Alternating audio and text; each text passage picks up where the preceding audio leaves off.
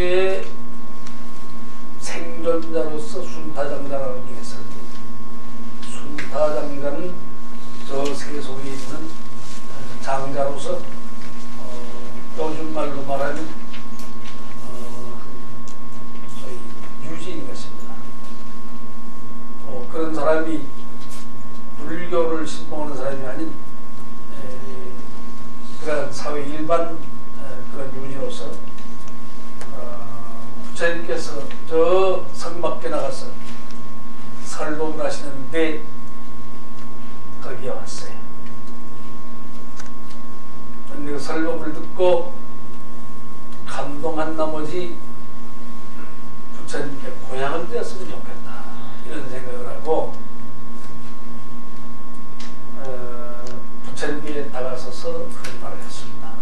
부처님이시 저와 같이 천박한 사람이 초청을 해도 오시겠습니까? 가겠나. 그래서 부처님을 모시고 막상 자기 집에 갔는데 모셔올 때는 감동스러워서 모셔왔지만 막상 모시라고 생각을 하니까 대접할 것이 없어요. 이 사람이 당황을 해서 온 집안을 뒤지는 것이죠. 무엇을 대접할까?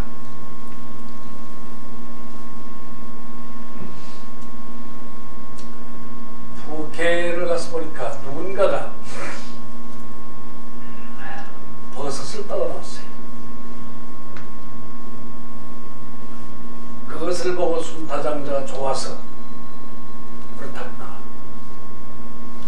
버섯 그러면 우리나라 사람도 대단히 고급스러운 그러한 요리가 된다면 전 세계 어느 나라에 가든지 버섯을 안 좋아하는 나라는 없는 것 같아요. 그런데 버섯을 가지고서 요리를 해서 저렇게 고향을 올렸는데 그 요리를 잡수시면 즉석에서 피를 토했어요. 피를 토하는 걸 보고 순타장자가 놀라워서 이것이 웬일이 오니까 부처님 하신 말씀에 이 버섯은 귀신도 잡느니라 했어요. 귀신이 먹어도 죽는 거야. 귀신이 먹어도 죽는 버섯을 내가 먹고 피를 토하는 것이 당연한 거지. 무엇이 이상스러울 것이겠는가.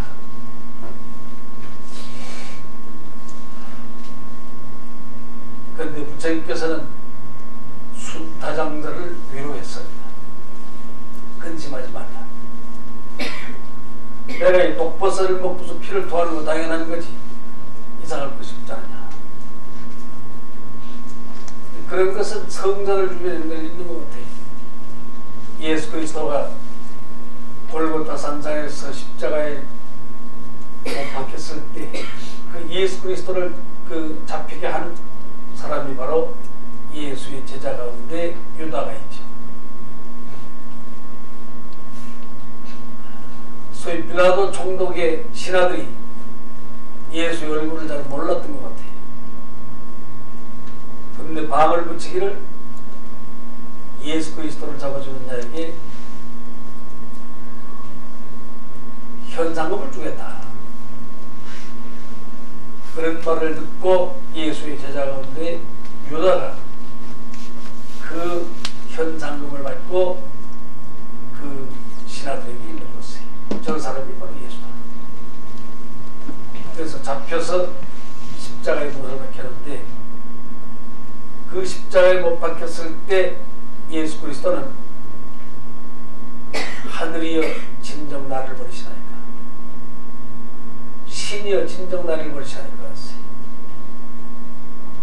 이것은 성자의 신부로서 원망을 했다기보다는 아직은 내가 할 일이 많은데 벌써 내가 죽어야 하겠는가 하는 그런 탄식이죠. 그러면서 이 얘기가 나의 제자 가운데에는 나를 하는 자가 있느냐, 유다를 구원할 거야. 그런데 그 유다가 팔을 넘겼을 때는 그렇게 할 수 있었지만 예수 그리스도가 죽은 뒤에 그는 후회하고 종려나무에 목을 매서 죽었습니다. 그런데 이 대주적으로 부처님께서는 순타장자를 위로했습니다. 그 순타장자가 부처님께서 그 독벗을 접수고 피를 토하는 걸 보고 안심할 수가 없어서 부처님을 따라서 여행을 나간 것이죠. 부처님께서 연세가 80이 있을 때 80세가 된 부처님을 염려스러워서 따라 나섰는데 2달 동안을 여행했습니다. 최후를 맞이할 때까지 2달 동안 같이 여행을 했는데 그 2달 동안에 주고받은 많은 일화가 있겠죠. 근데 그 가운데도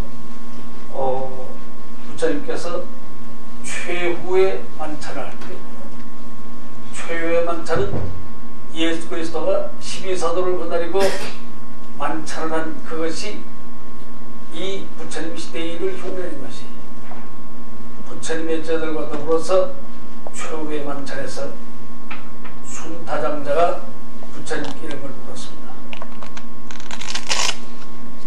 부처님은 연세도 높으시고 교단은 비례하고 부처님을 따르는 우리가 이렇게 많은데 과연 어떻게 해야지만 앞으로 부처님의 뜻을 널리 전파할 수 있겠나이까 이런 것을 물었는데 부처님은 그 최후의 만찬에서 이런 말을 했어요. 불교를 믿는 이는 마땅히 몇 가지 주의사항이 있나요?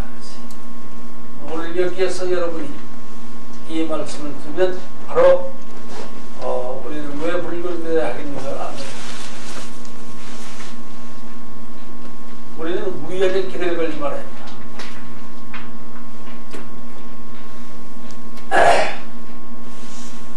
불교를 믿고 있노라면 우연히 행복해지겠지. 우연히 나에게 좋은 일이 있겠지 하는 기대를 걸지 말아야 합니다. 노력한 것만큼 얻어지는 것이 노력 없이 운명적으로 불교를 믿으면 좋은 일이 있지 않겠나 그런 기대는 그뿐이에요. 그래서 부처님 하신 말씀이 이런 거예요.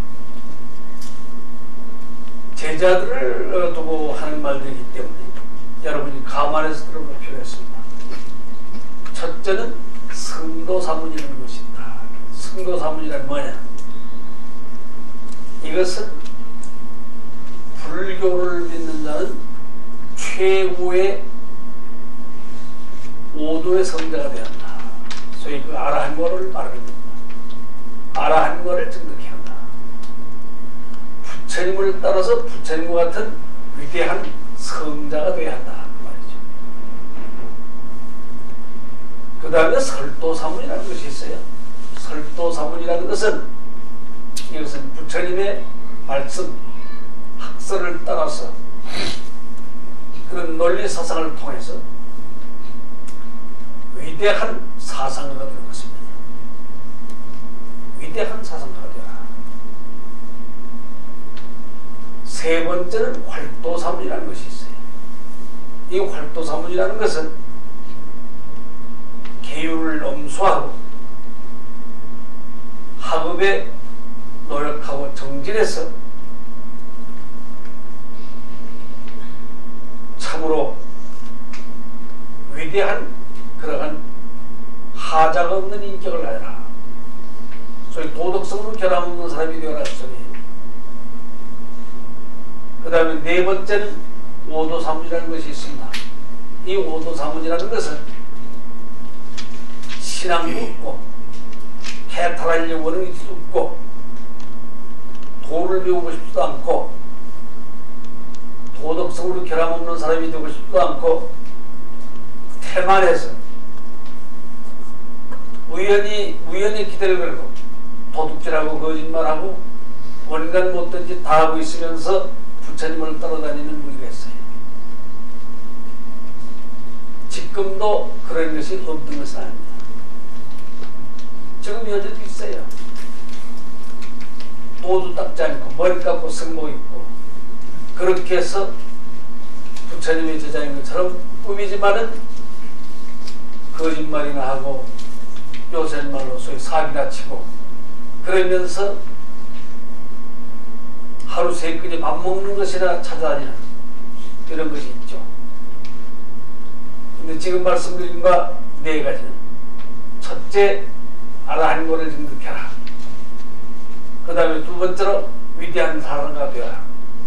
이 두 가지를 이행하면 교단이 발전할 것이요 사회가 발전할 것이다 그랬어요.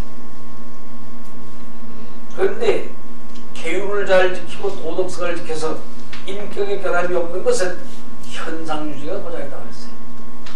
현상유지는 개발할 수 있다. 그러나 발전시키는 데 문제가 있다. 그러니까 저 마을도 가보면 세상 사람도 위대한 인격을 가진 사람은 얼마나 있습니다. 부처님과 같은 성자가 있어요. 우리 눈에 얼른 띄지 않아서 그런지 없는 것은 아니에요. 저 세상에는 위대한 사상가들이 있습니다. 또 그런가 하면 도덕적으로 결함 없는 사람 얼마든지 있어요. 그런가 하면 세상에도 거짓말이나 하고 못된 짓 하면서 사회를 혼란케 만드는 그러한 무리들이 얼마든지 있죠. 근데 저 세상에서도 보면 도덕적으로 결함 없는 사람이 있어요. 그 도덕적으로 결함 없는 것만 가지고서 인격이라고 말한다면은 여러분 마실에 가면요. 샌님이라면 샌님. 그 샌님은 칭찬받고 예의 바르고 인격이 결함이 없어요. 그러나 그런 현상 유지가 겨우 되는 거지 사회를 발전시키지를 못합니다. 샌님이 발전시켰다는 걸 봤어요. 옹졸하기 짝이 없는 거예요. 왜 도덕성만 가지고 인격이 되는 것은 아니에요.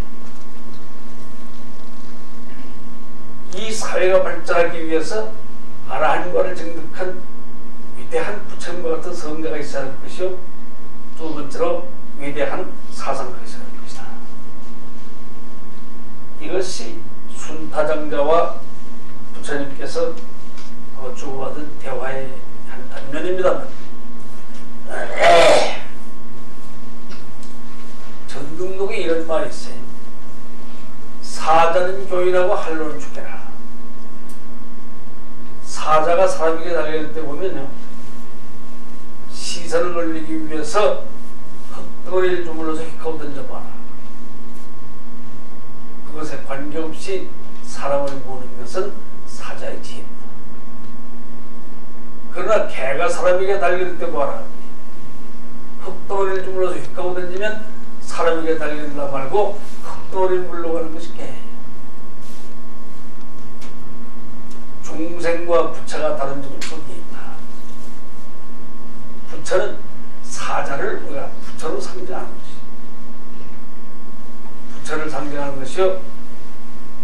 중생은 흙덩어리를 물러가는 것을 상징합니다. 여러분이 알고 이렇게 말씀드리면요. 그 프랑스의 그 어느 작가가 달과 육펜스라고 작품을 쓴 사람이 있죠. 그 달과 육펜스라는 말, 달이라고는 이상세계를 말하는 것이요.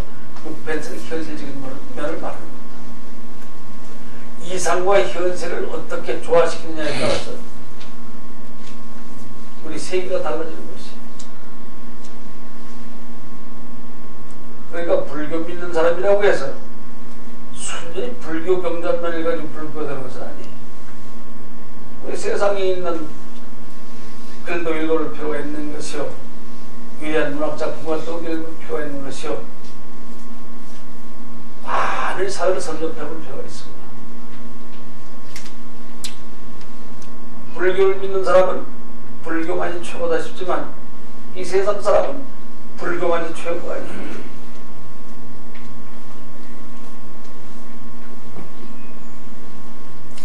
기독교를 믿는 사람은 기독교가 최고인 줄 알죠.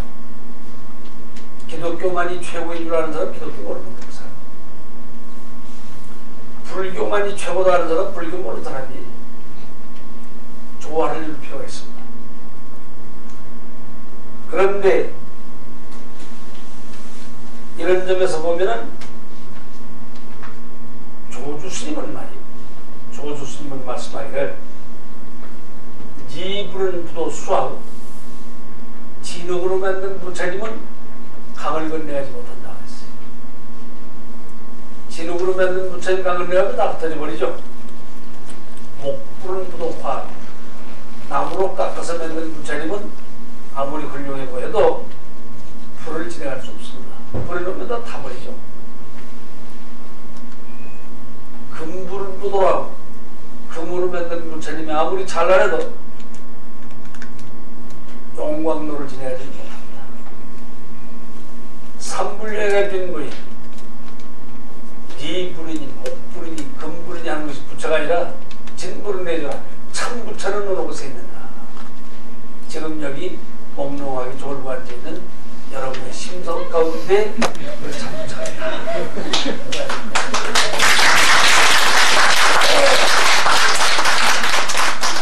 그런데 우리는 허튼 데 수작을 많이 하죠. 허튼 수작을 많이 합니다. 대해 종고선사록에 보면 1인 유밀을 수제하고 예리한 비수 끝에 꿀이 묻었는데 꿀이 매우 달짝지근하죠. 예리한 칼 끝에 묻어있는 꿀을 핥아보아야 그 혓바닥 한번 상하는 거예요.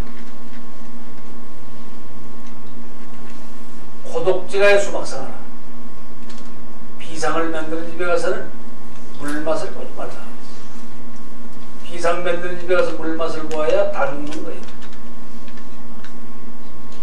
부지불상하여 할지를 말고 맛보지를 말아야 금이 환영할 수 있다. 고향으로 돌아갈 수가 있다. 지금 저 세상에는 그 비스쿠트에 묻어있는 꿀을 핥다가 지금 교도소에 있는 놈이 많고 비상 만드는 집에 가서 물 마시다가 죽은 놈 많죠. 그 철딱서리가 하나도 없는 거예요. 요새 정치가들 가만히 보면 그 애들만도 못하는 정치가들 얼마든지 있어요. 철딱서리가 아주 없다 그러는 거예요. 그러기에 지금 우리 국민도 마찬가지입니다. 우리 국민도 그런데 정신을 차리지 못하면 어떠냐. 여러분은 기원전 3, 4세기경에 있던 조나라의 순자라는 사람을 알고 있을 겁니다. 이 순자의 세교변이라는 말이 있어요. 세상을 어지럽게 하는 몇 가지 요인이 있다. 그 세상을 어지럽게 하는 몇 가지 요인이 뭐냐 그러니까 예의를 불수하면 세교변이라고 했어요. 예의를 닦지 아니하면 세상이 없다 그랬습니다. 요새 세상이 어떻습니까? 질서가 있는 것 같습니까? 지금 세상은 질서가 없어요. 내외가 구별하면 안과 밖이 변함이 없으면 구별이 없으면 세주변이 이 세상이 없다 그랬어요. 그전에는 우리가 가만히 보면 말이요, 우리가 살아온 경험을 보더라도 남자들끼리 만나면 그 우리 술 한잔 하세요 이런 걸 많이 봤죠. 요새는 남자들은 말이요 말 잘 안 해요. 술 한잔 마실 때도 말은 안 하죠. 술자리 갈지라도. 그런데 요새는 불과 뭐 17, 18세 된 아이들이 만나기만 하면 한잔하자 이렇게 보통 합니다. 가족들도 만나기만 하면 요새 보통 한잔하자 이럽니다. 아주 요새 우리나라에서 살살 맞는 거죠. 만나기만 하면 한잔하자고 해요. 그 한잔이라는 말이 그 얼마나 그 이상스러운 말인지 알 수가 없어요. 그 한잔 소리 없어야 돼요. 술 마시지 말아야 한다. 그 술을 마심으로 해서 정신 세계를 얼마나 마비시켰는가를 우리가 이해해야 돼요. 그래서 부처님께서 두 가지를 하지 말라고 해요. 두 가지를. 첫째는 물장사 하지 말라고 했어요. 물장사 이거 술장사죠. 술장사라고 하는 것은 모든 사람이 정신 세계를 마비시키기 때문에 술장사 하지 말라고 했는데, 두 번째로 장의사를 하지 말라고 했어요. 장의사. 장의사는 직업을 바꾸라 그랬어요. 요새 장의사 하는 사람도 창업하니 장의사를 하기 위해서 창업을 하면 어떠냐. 그들이 또 고사를 지냅니다. 사업 잘 되게 해달라. 그 어떻게 되는데? 창업을 해서 고사 지내고 장사 잘 지내게 하려면 서울 시민이 다 죽어야 하는 거예요. 요새 공동묘지 맺는 사람들 보시오. 산 꼭대기에 서서 세상 내다보고 요새는 사람도 안 죽냐, 왜 이렇게 땅이 안 팔냐, 지금 야단이에요 지금. 이상한 장사들이 많아요. 어떤 거부장자는 돈 많이 벌었다고 성공담을 말하는데 TV에 나와서 뭐라고 그러냐. 자기가 만든 술은 지구를 7번 반복하도록 만큼 땅을 그렇게 많이 팔았는데 그래서 자기가 부자가 됐다. 그 사람이 부자 된 건 알고 있어도 얼마나 지구상에 많은 사람이 정신을 마비시킴으로써 전부 벌금질하게 만들었는가를 이해하지 못하고 있는 거예요. 지금 자기가 어떤 행위를 하고 있는 것을 알 수 없는 것이다 그런 말이죠. 묘한 사람들이 남녀가 음란하면 세죄배제라고 했어요. 남녀가 음란하면 세상에 들어와요. 지금 한국 사람들은 어떠냐. 성적으로 문란해서 전 세계에서 두 번, 세 번째이 180개 국가 가운데 두 번, 세 번 가는 그러한 성문란한 대단히 이상한 나라예요. 한국이라는 나라가 다들 지금 묘한 나라다고 말이죠. 지금 전 세계에서 세 번째, 네 번째 가는 것이 또 하나 있습니다. 그게 뭐냐? 입양아를 수출하는 것입니다. 입양아 수출이 세계에 세 번째, 네 번째. 입양아가 다 어디서 나온 거예요? 이유가 무엇인가는 다 부도덕한 데서 나온 거예요. 부도덕한 데서 비롯한 것이 입양하다 그런 말은 지금 우리가 하고 있는 행위가 무엇이 옳고 그른지에 대해서 서로 반성해보지 못하는 거예요. 지금. 부자가 상의하면 세죄면이라고 했어요. 애비와들이 서로 의심하면 세상이 어렵다고 했어요. 지금 애비와들이 예사로 재판하고 있습니다. 송사를 하고 있다고 그랬다. 이 세상이 망해가고 있는 거예요. 그래서 애비와들이 송사하면 다 망하는 거예요. 판사, 검사, 변호사 입에 다 들어가 버리고 마는 거예요. 나만할 자 한번 보세요. 상하가 괴리하면 상하가 서로 어긋나면 세죄면 세상이 어렵다고 했어요. 지금 우리나라 사람들 상하가 질서 있다고 생각합니다. 상하가 나아가는 그러면 어떠냐? 불안이 경제라 그랬어요. 외침을 받을 수가 있다 그랬어요. 지금 우리 국민이 대한민국이라는 나라도 망할 날이 올 거예요. 대한민국이 망할 때 어떻게 망하느냐? 외침에 의해서 망하는 게 아니에요. 그 나라 그 국민이 정신세계가 썩어지면 스스로 망해버리는 것이지 앞으로의 세계는 전 세계가 어느 나라도 외침에 의해서 망할 나라는 없습니다. 일본이 어떻게 망하겠냐? 일본 국민 정신세계가 마비되어서 스스로 죽게 될 것이다. 미국이 언제 망하냐? 미국은 스스로를 망하게 할 것이다. 외침에 의해서 망하는 것은 없다고 그러는 거예요. 대한민국도 다 마찬가지. 그러므로 지금은 어떠냐? 우리는 공용과 달라야 합니다. 이 지구상에 가장 먼저 죽은 생명이 공룡이에요. 공룡이 왜 제일 먼저 죽었냐? 그 무람한 몸뚱아리에 비해서 자기 보존할 수 있는 뇌가 가장 적은 놈이 공룡이에요.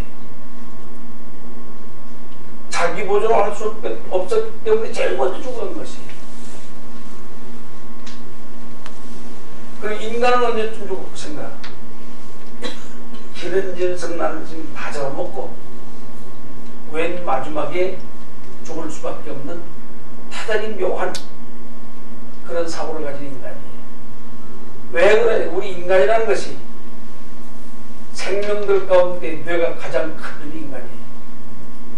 그러면 인간을 해칠 수 있는 어떤 생명도 없고 인간 스스로가 죽을 때까지 기다리지 않으면 안 되는 묘한 존재예요.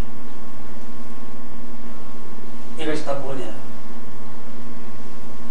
나라가 아무리 큰 국토를 가지고 있다 할지라도 그 나라 그 국민이 자기 보존할 수 있는 지혜가 있는 국민은 살아남을 것이요, 아무리 국토가 적어도 자기 보존할 수 있는 지혜가 가지고 있으면 그 나라는 살아남을 것이다. 지혜가 있느냐 없느냐에 따라서 우리 인간의 생존권이 지켜지느냐 마느냐 이런 것인데, 불교는 어떤 종교냐? 불교는 믿음의 종교가 아닙니다. 불교 믿으면 행복해지거나 불교 믿으면 잘 사는 그런 종교가 아니에요. 불교는 지혜의 종교입니다. 지혜를 숭상하는 종교지, 믿으면 아파트 생긴다, 믿으면 목적에 산다, 그런 썩어진 배부른 종교가 아니다 그런 말이죠. 불교 믿으면 아파트 당첨된다, 그 썩어진 소리이고. 그리고 요새 이 천주교 같은데 TV 보시오. 어떤 신도회장이 기도를 하고 이런 말을 해요. 아파트가 다 나가고 한 채가 남았는데 자기가 서 있는 순번이 10번째라는 말이죠.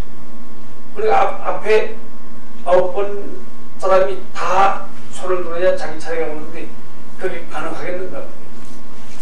그렇지만은 아버지 하나님, 지극히 빌었더니 나에게 당첨됐단 말입니까? 이게 천주교다는 말이죠. 이게 기독교예요. 불교도 그렇게 할 겁니까? 하세보자.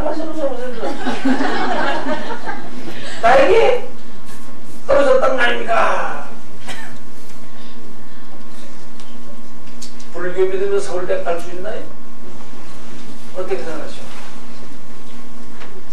서울대학을 가는 방법을 나는 알아요. 가르쳐 드릴까요? 서울대학은 성적순으로 가는 거지 불교 믿는 사람은 성적순으로 가는 거예요. 기독교 믿었다고 해서 서울대학 가나요? 불교 믿었다고 해서 가나요? 그런데 이것은 다 불교 믿으면 어떻고 안 믿으면 어떻고 하는 것이 어디다 비롯한 것이냐? 지금은 불교도 경제적인 욕망 때문에 나와진 것이다 그런 말이죠. 경제적인 욕망과 더불어서 존재하는 종교는 망할 것이다 그런 말이에요. 여기도 등이 걸려있구만. 이 등이 왜 걸려있냐?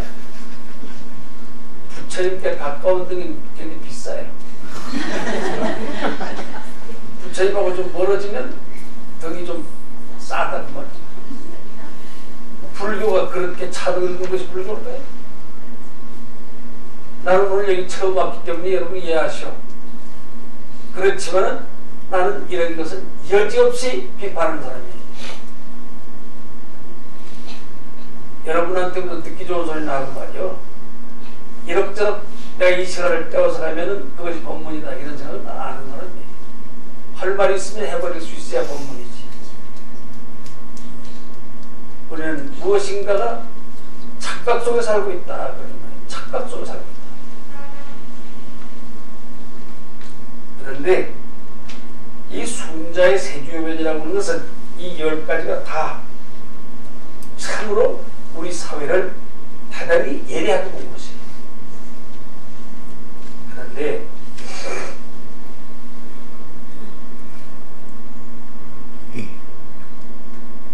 임재위헌선사의 말씀이 가운데 그런 말이 있습니다. 임재위헌선사 그러면 우리가 육조 스님을 중심으로 보면 이겁니다. 남화쾌양선사, 남양해충국사, 영가현각대사,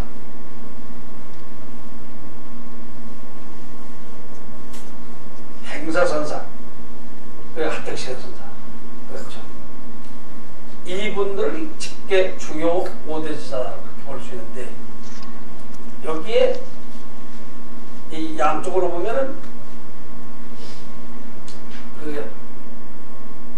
이 행사의 도로 보면은 약산용전사로 해서 동산 양야성으로 내려올 때 대체로 지금 공부하는 사람들이 이 부분을 목조산이다 그래요.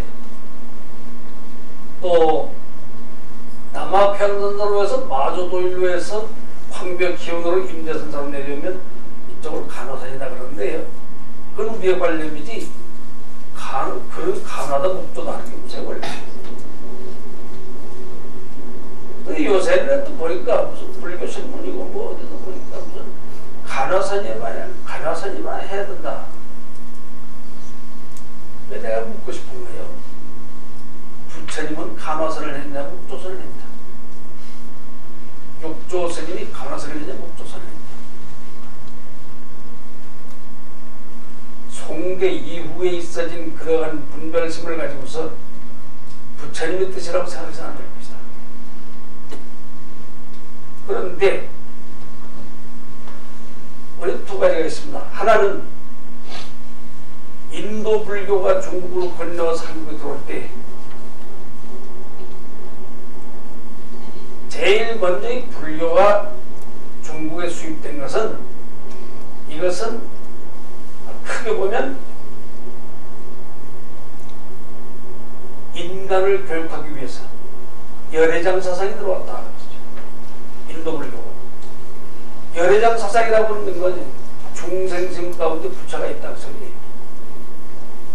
그런데 이 불교가 중국에 들어와서 보니까 또야 노장 사상을 중심으로 해서 작단 신앙이 있는데 하늘을 보면 칠성이, 산을 보면 산신이, 나무를 보면 목신이, 바다를 보면 용왕이 있고, 우리 주변에 굉장히 복잡한 그런 신앙이 널려져 있어요. 그런데 나는 오늘 여러분과 더불어 왜 이 말을 하고 있는가? 그러한 다양한 복잡한 그런 범신론적인 입장에서 내가 법문을 하는 것이 아니라 부처님이 의도하고 있는 바 열애장 사상을 따라서 중생심 가운데 부처가 있다고 하는 이 말을 지표로 해서 법문하려고 하는 것이에요. 법문한 사람 자신이 어리둥절하게 자기 입지도 없이 그냥 해도 되겠어요? 지금 여러분이 법문을 들어도 그렇죠. 얼핏하면 무슨 무슨 꽃이 피었다.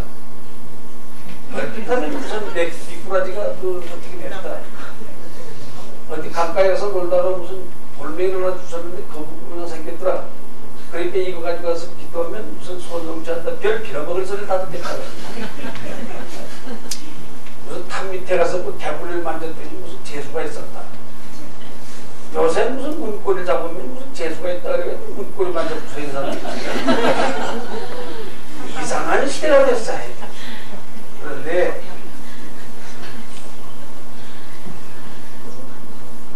이런 점에서 보면 남화평선사로부터 마조도일로 황교현으로 임재위헌 선사의 임재위헌 선사가 대단히 유명한 겁니다. 지금 여러분이 아마 중국 사람 가운데 대단히 그 토이 큰 사람으로 보면 진시황 같은 사람 저 토이 큰 거예요. 중국을 토일한 사람이 진시황 아니에요. 그런데 이 사람이 통일을 했지만 정적이 될 만한 사람은 좀 생매장해 버렸습니다. 또 정치적인 것이나 사상적인 것은 씨알 하나 남기지 않냐고 전부 불태워버렸어요. 그걸 분석행위라고 그러잖아요. 근데 인도 같은 데도 보면 어떠냐. 인도를 통일한 사람이 아소카 왕이죠. 아소카 왕은 처음에 왕위에 등극할 때 보면 자기 형제들을 모조리 죽이고 왕위에 올랐습니다. 그러나 그가 등극한 지 8년 만에 부처님의 뜻으로 법령을 만들어서 위대한 성자가 된 그런 사람이 바로 그 아소카 왕이에요. 그러니까 유럽 지역에서도 전 세계에서 가장 위대한 왕을 뽑아라 그러면 아소카 왕을 박살내고 또 없습니다. 왜냐하면 소위 복지정책을 썼다 그런 것이죠. 그렇게 위대한 복지정책을 쓴 사람이 없어요. 그 현대판 그런 사람도 있을 거 아니에요. 현대판 그런 사람이 누구냐? 뭐 꼭 맞는 말은 아니지만은 부분적으로 보면 이광효 수상 같은 사람이 그 아소카 왕과 상당히 유사한 사람이 되는 말을 해요. 현대판 아소카 왕이다 이런 말을 하고 있습니다. 근데 예를 들면 일본 같은 데서 보시오. 일본 같은 데는 오다 노부나가가 일본을 통일하고 싶었습니다. 근데 오다 노부나가가 생존 시에는 일본이라는 나라가 100개국이에요. 100개국을 통일한 사람이 누구냐? 오다 노부나가가 통일하고 싶었지만 그가 죽은 뒤에 소위 도요토미 히데요시가 이것을 통일을 하고 그 통일된 국가에 군림한 사람이 바로 도쿠가와 이에야스 아니에요. 덕천가가이라고. 그런데 대개 보면 우리나라도 보시오. 우리나라도 22만 평방킬로밖에 안 됩니다. 우리나라 전국토 22만 평방킬로밖에 안 되지만은 그 22만 평방킬로가 쪼가리 갈라져가지고서 10개국 이상 된 때도 있었고 7개국 이상, 3개국 이상 된 때도 있었고 지금은 2개국 아니에요. 지금은 2개 나라도 있어요. 통일국가로 살아본 지가 얼마 안 된다는 말이에요. 그것도 그렇고 해서 지금 세계 인구 차이 200만 년을 살아봤지만은 200만 년 살아온 세계 인류가 평화롭게 살아온 시대가 얼마나 됐냐? 200만 년 가운데 300년이 안 된다고. 300년 평화스럽게 살아오는 게 300년이 안 된다고 했어요. 그런데 그러한 여러 가지 조건 속에서도 가장 그 위대한 그러한 사상을 부처님 이후에 이 임재연원사를 보면은 임재연원사 이런 말 하고 있어요. 사대는 불의 설법천법이 지수와 보도의 우리 육신은 설법을 할 수도 없고 설법을 할 수도 없다. 허공도 불의 설법천법이라. 이 허공도 설법을 할 수도 없고 설법을 할 수도 없다. 지여 목전이 눈앞에 영력 고명한 물형단자사 모양이 없는 그놈이라서 설법을 할 수도 있고 설법을 할 수도 있다. 그 모양이 없는 그 형단이 없는 그놈이 뭐냐? 그것이 제물지법이며 그대의 원래면목이다. 일체중생이 가지고 있는 원래면목이 바로 그런 것이다. 이런 말하고 있어요. 그렇다고 하면 그 모양이 없는 모든 부처님 법인으로서의 한 심성에 대해서 우리는 이것을 화두로서 사유해 볼 필요가 있어요. 화두라고 하는 말은 중국 사람들이요. 문제라는 말을 화두라는 말로 번역한 것 뿐이지 화두라는 말이 신비스러운 언어가 아니에요. 이상스러운 언어가 아니다 그 말이죠. 근데 우리나라 사람들은 화두 그러면 굉장한 줄로 알고 있어요. 문제라고 하는 말을 다른 말로 바꾸고 말하면 화두라고 이렇게 썼다고 말이죠. 근데 그런 화두가 우리 불교에만 있을까요? 그런 거 아니에요. 전 세계에 없는데 없어요. 그런 화두 없는 나라가 어디 있나요? 지금 우리가 유럽 지역을 보시오. 화두가 없었다면요 철학을 탄생시킬 수 없는 거예요. 기원전 5,6세기를 보시오. 기원전 5,6세기라고 하면요 유럽 지역의 기원전 5,6세기 거기가 히랍을 중심으로 해서 소피스트가 탄생한 때예요. 소위 궤변학파도 있었던 때라는 말이죠. 그 궤변학파에서부터 탄생된 사람이 소크라테스 아니에요? 플라톤, 아리스토텔레스 이와 같은 사람들이죠. 근데 이런 사람들이 지나간 뒤에 중세에 보면 토마스 아퀴나스 같은 사람들이 중세 철학을 주장하고 있잖아요. 중세 철학이라는 게 뭡니까? 인간과 신의 관계를 말하는 게 이것이. 그것이 잠깐 지나간 다음에 우리가 근대 철학을 물었다냐. 칸트가 태어나면서부터 차차 철학이 정리가 되기 시작해요. 칸트 이후에 보시오. 해결이 탄생해가지고서 좌파, 우파, 종파 이런 게 나오잖아요. 좌파는 게 뭐예요? 칼막산이에요. 우파는 게 뭐예요? 유실론적 실존주의, 무실론적 실존주의 이런 거예요. 근데 지금 와서는 어떠냐? 구조주의라고 하는 걸 탄생시킴으로써 존재론을 말하는 게 그것이. 그러니까 모든 사상들이 이렇게 말한다. 서양의 사람들은 21세기 문명사회를 해결하기 위해서 뭘 해야 되겠냐? 존재론을 뜻을 배워야 된다고 했어요. 중국 사람들은 뭐라고 그랬냐? 도에 관심이 있다고 그랬어요. 도라고 하는 것이 21세기 문명사회를 이끌을 것이다. 그 불교 철학에서는 뭐라고 그러냐? 다르마가 이 문제를 해결할 것이다. 다르마라는 게 뭐예요? 법 아니에요? 법. 진리의 세계를 말하는 것이다. 그런 말이죠. 법이 바로 오늘의 시대에 해결할 것이다. 그런데 그 법이라고 하는 말을 우리는 구체화한 것이 뭐냐? 그게 바로 공사상이다. 공이라고 하는 말을 쓰고 있는데 그걸 연기사상이라고 했다는 말이죠. 21세기 문명사를 해결해 줄 수 있는 것은 바로 연기사상이다. 이렇게 말하고 있어요. 그런데 이러한 그 연기사상을 말이요. 한마디로 말하는 것이 공사상. 그런데 아주 재미있는 것은 우리나라가요. 불교 믿는 사람처럼 공사상을 말하지 않는 사람은 없어요. 그런데 공이라는 게 뭐냐 그러니까 뭐 그런 게 있다 그래요.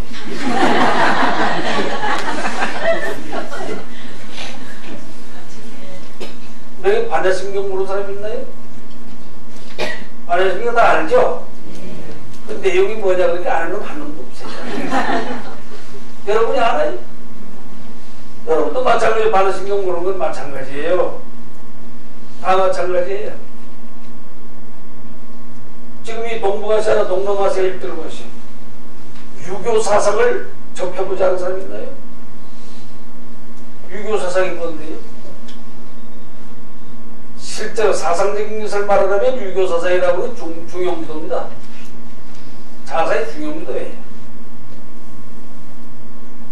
그렇다면 공자나 동중사와 같은 사람들이 알고 있는 소위 유교의 도덕성이 뭐예요? 오상 아니 오상. 인의의 신 아니? 인의의 지신을 잘 알면 행복해질 수 있다고 시킨 거예요. 가르친 거예요. 그래 실제로 사상적인 내용은 뭐냐? 중용지도가 인생 문제를 해결할 것이다. 유교의 중용지도라는 건 넘치지도 않냐고 비교하시다. 지금 우리나라 사람들은요. 유교 사상을 접해보지 않은 사람들은 유교 사상을 모르기 때문에 어떠냐? 우리의 사고가 극단적인 것을 변하는 극단적이다. 극단적이라는 게 뭔지 아세요? 어린아이를 적게 낳는 것이 좋겠다. 그러니까 안 낳으면 더 좋겠다. 그래 안 낳아버리는 거예요. 요새 와서 또 많이 낳으면 좋겠다. 그러니까 10개라도 낳아야 되겠다. 그러니까 중용지도를 전혀 모른다고 그런 말이죠. 그러니까 동남아시아나 동북아시아 일대 유교 사상을 모르는 사람은 없지만 유교가 뭐야 그러니까 아는 사람은 한 놈도 없다는 거예요. 동북아시아나 동남아시아 일대 불교 접해보지 않은 사람 있나요? 불교 다 접해봤지만 불교가 뭐냐 그러니까 뭐 그런 게 있다 그거야 해가지고. 그러니까 불교를 말하는 사람 대개 보면 어떠냐? 불교로 말할 것 같으면 어마어마하다고. 뭐가 어마어마하다고 그러니까 하여간 공부하는 거예요.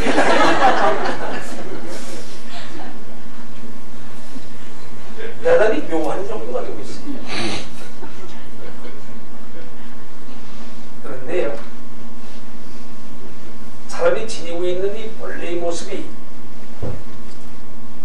누구나 지니고 있는 본래의 법상이 그 다르마가 이것은 하늘에 떠있는 태무 같은 거예요. 어느 한 사람이 미치지 않는 것이 없잖아요. 미치지 않는 것이 없다. 그런 것은 불교나 도교에도 다 있는 얘기입니다. 다 있는 얘기. 우리가 굳이 불교만 이렇게 있다 자꾸 말을 하니 그러지. 다 있던 거예요. 하늘과 땅 사이에 가득 차 있는 게 뭡니까? 그건 성품이라고 하잖아요. 그런데 이것이 하늘과 땅 사이에 가득 차 있는 천리를 말하는 말이에요. 그 이치가 인간에게 도달하는 거라고. 인간성, 그럽니다. 인간성. 동물에게 도달하는 것도 그 동물성 그러죠. 식물에게 도달하면 식물성 그러는 거예요. 그 이치를 말하는 거예요. 중용제도의 첫째는 바로 그런 거 아니에요. 그러니까 우리는 불교만이 최고다 이런 것보다는 동양 사람으로서 비교적 폭넓게 섭렵하는 것이 좋겠다. 음식도요, 아무리 좋은 음식이지만 편식을 하면 안 좋은 거예요. 지식도 마찬가지입니다. 불교가 아무리 좋은 정도로 할지라도 불교만 가지면 만병통치라고 생각하는 게 문제가 있다는 거예요. 불교 만병통치 아니에요. 어떻게 생각하시죠? 전 세계가 불교면 좋을 것 같죠? 그렇게 되는 게 아니에요. 이 세상은 그렇게 나가질 않아요. 기독교만 믿으면 이 세상이 다 해결될 것 같죠? 천만의 말씀이에요. 그런 옹졸한 사고방식을 버려라 그런 것이에요. 그러므로 나에게 위해 모든 것을 긍정적으로 바라볼 수 있는 그런 사유도 느껴두지 않겠는가. 그래서 이런 것을 노자와 같은 사람은요, 상선약소를 말 썼잖아요. 상선약소라. 물처럼 사는 것이 최상의 방법이다. 물처럼 살아라. 그래서 교훈하기를 물은 두 가지가, 성질이 두 가지가 있다고 했어요. 하나는 겸손한 것이요, 하나는 유연한 것이다 그랬어요. 물 보세요. 물. 이런 물이 이게 한순간도 이 물이 없으면 살 수가 없어요. 근데 저 길가에 가서 서보시오. 그 물이 어디에 있냐? 내 발바닥을 흐르고 있는 것이 물이에요. 알고 보면 그 물은 다들 천박한 거예요. 천박한 그 물이 온 우주의 생명을 살리고 있는 거예요. 어떻게 생각하시오? 그 물은 그래서 대단히 숭고한 겁니다. 물처럼 살아가는 거예요. 지금 이 물도요, 이게 물일 때는 아무 그릇이나 꼭 맞아요. 그렇지만 이 물이 한번 얼어버리면 어떠하냐? 어느 그릇에 맞겠어요? 맞는 그릇이 없어요. 물일 때만 이 그릇이 아무데나 맞지, 이 물이 얼어버리면 어느 것에 맞겠냐? 그런데요, 그런 점에서 보면 도에 가까운 것은 물이다 이런 말씀이었어요. 그러니까 공자님도 뭐라고 그랬냐? 물처럼 살아가세요. 노나라 현기에 그런 말을 했습니다. 물처럼 살아라. 그래서 그건 두 가지로 말을 해요. 정치를 하되 하나는 물처럼 할 것이고 하나는 불처럼 해라. 지금 우리가 살고 있듯한 법으로만 다스린다. 법으로만 다스리면 이 세상이 다 불타버리는 거예요. 대단히 무서운 것이 되는 거예요.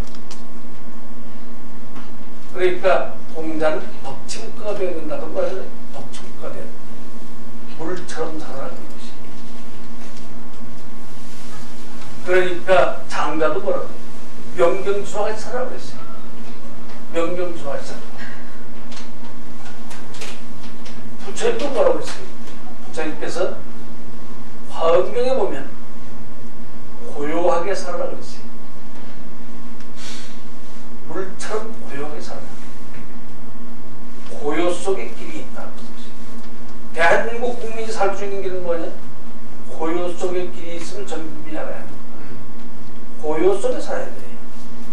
지금 대한민국 국민은 쉴 곳이 한 군데도 없어요. 다 시끄러웠어요. 한 군데도 쉴 자리는 없다. 봐도 대한민국이 데모 때문에 망할 거예요. 데모 때문에. 지금 데모하는 사람들은 말이요. 데모해가지고 민주화가 되는 줄로 착각하지 마시고. 천만의 말씀. 민주화는 그런 거 아니에요.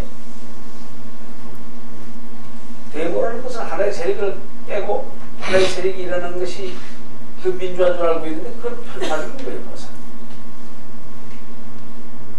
그러니까 우리가 시민사회 두 가지 생각 아니에요. 하나는 시민의식 가지고 살아라고요. 하나는 뭐냐? 천민의식을 버리라고요. 천민의식이 뭡니까? 천박한 시민의식을 갖지 말라고요. 시민이 다르고도 나는 사고 싶다. 이게 천박한 시민의식이에요. 로봇을 따위나 짓고 시민이 다르고도 나는 살고 싶다. 그 천박한 시민의식인 거예요. 시민의식이라는 뭐야? 불교식으로 말하면 그걸 영기법이라고 그래요. 너도 살고 나도 살자. 근데 여러분이 가정에 가면 어떠냐? 옛날에는 7 식구를 위해서 나는 죽어줄 수도 있다고 그랬어요. 지금은 어떠냐?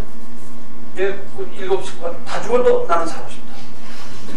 지금 이게 천박한 시민의식이에요. 그래 시민의식을 가지고 살게 해야지 천박한 의식을 가지고 살게 해서 되겠냐고요. 그러니까 여러분 어떠냐? 가정이 극락이 있어 말이에요. 가정이. 여러분의 가정을 극락세계로 만들어서 살 생각해야지. 절에 오면 극락이고 집에 가면 지옥이에요. 여러분. 지금 여러분의 가정 문제없는 집안이 어디 있나요? 지금 여러분은 지옥 속에 살고 있으면서 절에 와가지고서 잠시 그저 찬바람 좀 쐬고 들어가서 불꽃 속에 살고 있는 거예요. 극락세계는 절에 있는 게 아니에요. 절에만 가면 마음이 편안한데 집에는 가면 불타오르는 마음처럼 그게 어찌 불교냐는 거예요. 이상스러운 사고방식을 버리라는 거예요. 절이라고 하는 거 이게 별로 좋은 게 아니에요. 여기 오면 말 잘하는 사람들이 극락이 되는 것이고 지옥이 되는 것이다를 설명하는 데지 거기가 무슨 지옥이고 천당이고 그런 게 있어요. 극락세계 갔습니까? 절에 오니까? 어림없는 수행이 그런데 이제 그 어려운 그 불교 속에 들어가는 그 어려운 얘기보다는 사회 속에 대한 불교인 얘기 그걸 잠깐 좀 들어야 돼. 그러니까 우리가 어떤 처지에 불교를 해야 되겠는데 있어야 될 거 아니에요. 내가 어떤 처지인지도 모르는데 하여간 불교가 좋다 그러니까 불교한다고 말이에요. 그런 건 아니죠. 몇 가지 지적하고 싶은 것은요. 우리가 지금 크게 말하면 어떻습니까? 인간이 가지고 있는 이 지혜의 능력은 세 가지 아니에요. 그 세 가지 능력이 뭡니까? 하나는 우리가 제일 먼저 사람이 사람답게 사는 게 사람이 사람답게 사는 게 사람이 사람답게 사는 게 뭡니까? 그걸 우리가 인본주의라는 말씀을 인본주의. 식자가 있는 사람들이 가지고 있는 정의하는 그런 말을 말고 우리가 가장 현실적으로 필요한 얘기 아니에요. 그런데 이것을 우리가 지금 현상적으로 보면 어떠냐? 정치적으로, 경제적으로 대단히 부도덕합니다. 지금 대단히 부도덕해요. 그러니까 이제 사회 일반 직장들을 보시오. 일반 직장인을 보면요, 대단히 비윤리적입니다. 근데 지금 우리가 한국, 대만, 싱가포르, 일본 이런 나라들을 놓고 우리가 그 전에 우리가 수십 년 전만 하더라도 네 마리 용이라는 말을 잡고 썼어요. 네 마리 용. 네 마리 용이라는 말을 잡고 썼죠. 그 네 마리 용 가운데 제일 먼저 깨는 게 한국입니다. 근데 그 중에 가장 건강하셔야 있냐 일본에 있어요. 일본 사람들은 뭐라고 그래? 일본 사람들은 소위 유교 르네상스라는 걸 쓰고 있어요. 유교 르네상스. 그런 그 도덕성을 가지고서 소위 윤리적인 직장 윤리가 살아있기 때문에 그들은 사업을 성취할 수 있어요. 우리나라 사람 보시오. 시간 방식이 시작하니까 뭐냐? 저녁에 퇴근할 때 보시오. 사장이 퇴근하든 말든 나는 시간 됐으니까 간다는 거예요. 참 그런 거예요. 근데 그놈은 굉장히 똑똑하다고 그러는 거예요. 야, 저 사람은 시간에 외상이 없다고 했잖아요. 일본 사람들은 어떠냐? 사장이 가든지 말든지 자기가 할 일이 있으면 회사에 침대 하나 놓고 자면서 자기가 하는 게 뭐냐? 이것은 나의 회사를 위한 것이요, 나의 사장을 위한 것이요, 내가 이 충성을 다합니다. 이런 것들이 성공하게 한다는 겁니다. 우리 그런 그 도덕성이 없어요. 그래서 어떤 그 외교관이 한국 사람을 놓고 지적하기를 기차하고 있습니다. 한국인의 사고방식은 미국인 외교관이 떠나면서 한 말이 더티하다. 더티하다는 말을 한국 사람밖에 몰라요. 외국인이 아무리 똑똑하고 영리해도 한국에 들어서 더티하다는 말은 없으니까 그걸 못 배우죠. 근데 이 미국인 외교관이 가면서 한국인 더티하다고 했어요. 더럽고 티껍다는 소리예요. 미국 사람이 한국을 진단한 거예요. 그 다음에 뭐라고 하냐? 조급하다 그랬어요. 한국 사람. 참을성이 아무것도 없어요. 내가 어제 황 박사 그 기자회견한 걸 봤는데요. 여러분은 어떤 생각 가지고 있는지 모르지만 내가 볼 때 황 박사 사건이 지금 터진 것은 뭐냐? 돈 때문이에요. 그거. 다른 이유 아무것도 없어요. 돈 때문입니다. 자기네들끼리 나를 왜 네가 안 돌봐주냐 그거죠. 니만 잘났냐? 전부 이런 거예요. 그리고 한국 사람은 사촌이 노는 서도 배 아픈 게 아직 남아있다는 거예요. 잘난 놈 있으면 그냥 죽고 싶지 않다는 거예요. 다 때려 무시해야지. 속이 시원하게. 그 전에 어느 신문사에서 가서 그랬습니다. 누굴라에 가서. 베트남에 가가지고요. 한국인 군인들이 베트남에 파병했을 때 너희 나라 백성을 많이 죽였는데 너 어떻게 생각하냐고. 이게 한국 사람이에요. 생각해보시오. 우리나라 군인들이 가서 너희들을 많이 죽였다. 너 어떻게 생각하냐. 그거 무슨 소리예요?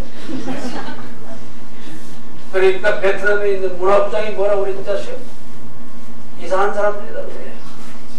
우리는 지내간 과거에 매달린 것이 아니라 과거를 믿고 너희와 내가 교역함으로써 살고 싶다.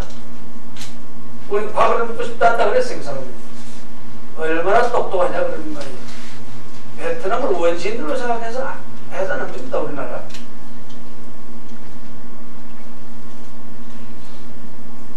틱나탄 스님이 지난번에 우리나라에 와가지고서 불과 한 달 동안 딱 갔는데 가면서 뭐라고 그러는지 아시오? 한국 불교가 사는 길은 신비주의를 버려야 산다고 했어요. 그 신비주의가 뭔지 아시오? 미신적인 요소를 깨지 않고는 불교 살 수 없다는 거예요. 그 사람 점잖은 사람이기 때문에 신비주의라고 고급스럽게 말을 해서 그렇지. 미신을 버리는 미신적인 요소를 깨버리는 거예요. 그런데요, 한국인의 사고방식은 그런 점에서 편파적이에요. 반쪽아리예요. 온전한 사람이 별로 없다는 말이에요. 여러분 지루하세요? 지루하시면 그만두게요.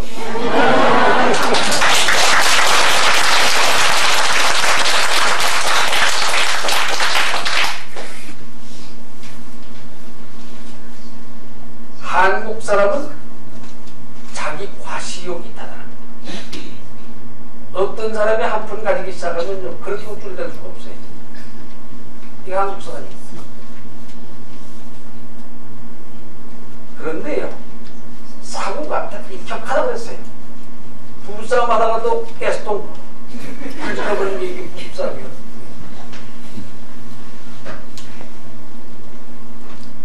이런 말을 해도 좋을지 모르겠습니다만 지금 우리가 이북에 퍼준다 자꾸 그러는데요. 퍼주는 거 아니에요. 주어야 되는 이유가 있어요. 저 사람은 자꾸 행복이 가지고 있다고 하다는데 그냥 너 왜 행복이 가지고 있냐 자꾸 그것만 대놓고 그것만 쪼아대면 탈출구가 없잖아요. 탈출구가. 근데 한국 사람은 꼭 이런 게 있어요. 에이 죽을 바에서 나만 죽냐 너도 그냥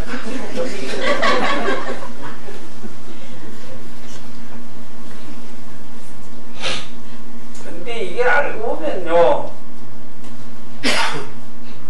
그냥 퍼주는 거 아니에요. 같이 살아야 되니까 도리가 없는 거예요. 누가 뭐 주고 싶어서 주나요? 그런데 한국 사람처럼 자존심 강한 민족이 없습니다. 전 세계 최고로 자존심이 강합니다. 자존심 그거요 100년 짧아도 냄새가 향기가 없는 놈이 그놈입니다. 여러분 말해보시오. 자존심을 가질 이유가 뭡니까? 해내리는 목적인 거예요. 내가 하는 게 자존심 아니에요 지금. 과거 이조시대 자존심이 뭔지 아시오? 지금 여기 앉아있는 여러분들이요 여기 앉아있는 이유가 뭐냐? 내가 여기 앉아있기 위해서 나의 조상이 수억만 대가 죽어갔어요. 그래요 안 그래요? 수억만 대의 조상이 왜 죽었는고 하니 이 못난 자손 하나 남기기 위해서 다 죽어갔어. 그 사실 아니요. 그렇다면 내가 잘못함으로써 나의 조상 대대로 전부 욕을 먹일 거야. 그 집안 얘기가 다 나오는 거예요. 그러므로 나의 가정의 자존심을 지키기 위해서 나는 모든 것에 도덕적으로 하자가 없는 인격을 나는 맺는다. 그게 자존심이에요. 지금 자존심이 그런 겁니까? 지금 자존심은 니만 잘났냐 이만 나도 잘났어 이마. 이게 지금 자존심 아니요. 잘난 자라는 것이 자존심이라는 말이에요. 그 자존심 때문에 옛날하고 지금하고 다른 점이 뭔지 아세요? 지금 여러분에게 스승이 없습니다. 스승이. 내가 최고인데 스승이 있을 까닭이 있어요? 이건 내가 보는 한국인 모습이에요. 아, 외국 사람은 한국인을 진단하는 게 없잖아요. 내가 한국인을 진단하는 건 뭐냐?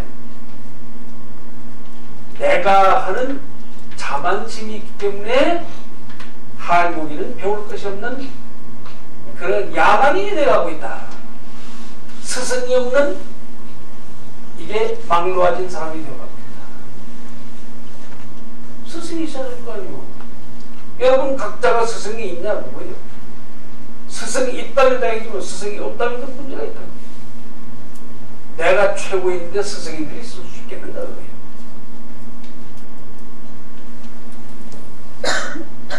근데 요새 학생들하고 얘기하고 스님 나에게도 자존심이 있는데 그럼 되겠습니까? 그래서 자존심이 뭐냐고 그러니까 하여간 내가 잘났다는 거예요. 이게 자존심이에요. 오늘 내가 말을 하고 보니까 나도 참 너무 무지막지하게 말을 하고 있어. 또 이렇게 무지막지한 말을 할 때 말도 무지막지하게 해야지 그게 실감이 나지. 점잖할 수가 없죠. 이런 점에서 지금 우리는 어떠냐? 정신적으로 황폐했다. 정신적으로 오염이 만연되어 있다. 그런 것이죠. 오염이 만연되어 있다. 그래서 갈수록 시민 정신은 악화해져 가고 있습니다. 참을성이라는 정신이 없어요. 죽을 바에는 너도 죽고 나도 죽자 전부 이렇게 그냥 한 결판을 내자 뭐 이런 건데 어때요? 민주화라는 말 그런 거 아니잖아요. 남 때려부시고 내가 잘난 척하는 게 그게 민주화입니까? 우리는 무엇인가 생각을 잘못하고 천박한 민주의식을 말해야 합니다. 지금 사회적으로나 종교적으로 여기 와가지고 오늘 처음 저 얘기 좀 해달라고 해서 와서 이런 말 막 해도 될지 모르지만 한국 불교 아니에요. 불교가 되려면 어떠냐? 국제사회에 나가서 불교가 돼야 합니다. 한국의 기독교 아니에요? 왜 그러냐? 자기들만이 가지고 있는 모호한 분위기의 종교들이지 국제사회에 가서 섞일 수 있는 종교가 아니에요. 불교도 마찬가지예요. 그걸 이상한 종교가 되고 있다 그런 말 아니에요. 가뜩이나 지금 이 한국 사회에서도 어떠냐? 절마다 지도 원리가 달라요. 우리 스님 법문 아니면 법문이 아니다고 그래도 지도 원리가 다를 수밖에 없잖아요. 신도는 또 어떤 게 아세요? 난 우리 아무개 큰 스님 법문 아니면 난 안 들어 이렇게 되는 거예요. 그래요 안 그래요? 내 말 거짓말입니까? 이상한 사람들이 되고 있어요. 우리 큰 스님이 그거 해야지 다른 큰 스님 얘기는 안 듣겠다는 거예요.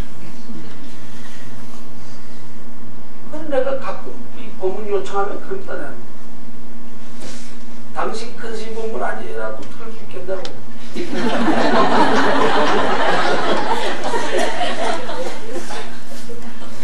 내가 하는 법문을 그대로 들을 수 있겠는가. 나는 공개적으로 막 하기 때문에 요새 그거 알려져가지고 법문이 잘리는 데가 그렇게 많아요. 법문 오르지 말라. 나는 이 장벽이라는 게 없으니까 그 변화라는 게 없어요. 나는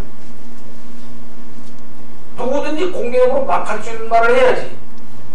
숨겨놓고 하고 뭐 그럴 필요가 뭐 있어요. 거기 무슨 경계선이 있겠어요. 무슨. 나도 오늘도 오늘 하고 가면 그 다음에 뭐 다시는 요청하지 않겠어요. 오라는 거니까 제가 해봅니다.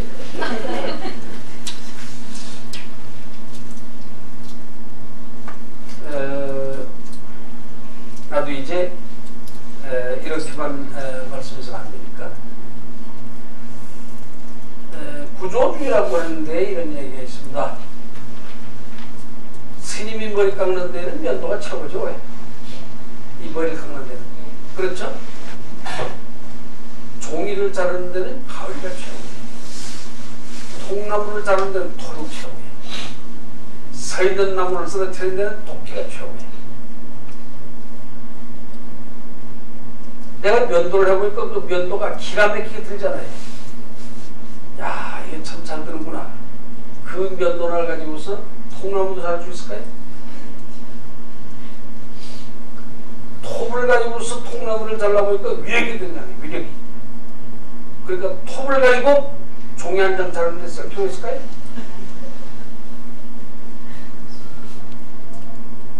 내가 과장해서 말하면 한국 사람은 어떤 사람들이 파리 한 마리 잡는데 크레인을 동원할 가능성이 있다. 대단히 묘한 사고방식을 가지고 있다.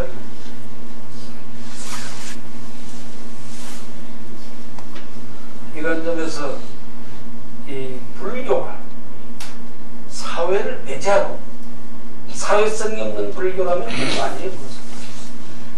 이 사회를 지도하고 이끌어가야 할 책무가 있어야지. 사회는 사회고 불교는 불교고 너하고 나는 등재해 있다. 그렇게 해서 불교가 될까요? 과연? 그래서는 안 되죠. 그래서 우리가 이 사회라는 게 그렇습니다. 저항, 반발, 투쟁, 반목, 거기다가 아주 정반대적인 평화죠. 그래서 나는 이 사회적인 독서물 가운데 비교적 많이 읽은 책이 전쟁론, 전쟁. 나는 전쟁사를 많이 읽었어요. 세계인이 유명하다는 사람이 쓴 이 전쟁론이 전집으로 나온 것도 있어요. 이걸 모종에서 하는 팬석이에요. 왜 그러냐? 왜 전쟁 이론을 그렇게 많이 읽냐? 심지어 서점가에서 전쟁에 관련된 도서가 나오면 나한테 연락할 정도니까. 왜 그러냐? 극단적인 종교의 평화주의자는 왜 평화를 부르짖어야 하는데 극단적인 전쟁이라는 이유가 있다는 거죠. 전쟁과 평화라고 하는 건 항상 서로가 왕래하지 않고서는 또 서로 이해할 수 없어요. 그래서 내가 가장 많이 가지고 있는 책이, 비교적 많이 가지고 있는 것이 세계지도. 세계지도 가운데에도 정보지도라는 것이 있어요. 그래서 유명한 그런 출판사에서 나왔다면 난 이유 없이 전부 사들였으니까. 그렇게 해서 외국 도서를 그동안 난 주문한 것이 적어도 한 3만 권 정도는 되는데, 3만 권 정도 되는데, 왜 그러겠어요? 이 제한된, 폐쇄된 불교라는 분위기 속에만 들어앉아가지고 사회를 봐서야 되겠냐는 거예요. 우리가 불교를 해야 될 이유가 있으니까 불교를 하는 거지, 사회를 배제하고 그냥 불교를 할 수 있나요? 누구한테 들으니까 불교가 참 좋은 종교라고 그러다 가서 종교한다고 말이에요. 그 바보지, 바보. 그래서 나는 남이 주는 책을 안 봅니다. 왜 그러냐? 왜 불필요한 책을 내겠습니까? 자기가 필요에 의해서 도서관에 가서 뽑아서 자기 책으로 만들어 봐지는 거지. 그게 자기 양식이 되는 거예요. 저래 가가지고 공짜로 책을 주니까 그걸 보고 있다고 말이에요. 바보? 그런 바보가 어디 있어요? 그러니까 불교 신도들 가만히 보면요. 지난번 어떤 분이 얘기 들었거든요. 미국에서 전 세계에서 최고로 독사하는 민족이 되냐, 한국이, 코리아. 또 한국서는 어떠냐? 최고로 독사하지 않는 불교가 되냐, 불교 신도에. 지금 여기가 보면 수십 년 불교 믿었지만요. 불교 동년 가운데 뭘 읽었냐 그러니까 모르겠다는 게 모르겠다. 모르겠다는 책을 많이 읽었어요.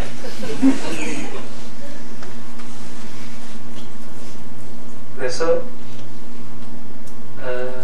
단도직입으로 말하면 그런 점에서 불교를 보면 어떠냐. 불교는 소위 모든 이데올로기에서 벗어난 종교입니다. 어떤 이데올로기에 매몰된 종교가 아니다 그런 거예요. 그런데 끈앞을 매가지고서 법정보다는 종교가 아니에요. 그걸 왜 중도주의라고 해요? 굳이 말하는 중도주의라고 하는 것은 그러한 모든 이데올로기에서 벗어났다.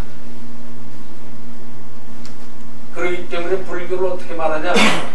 비판주의적 종교다 이렇게 말하는 겁니다. 여러분 반야신경 한번 읽어보시오.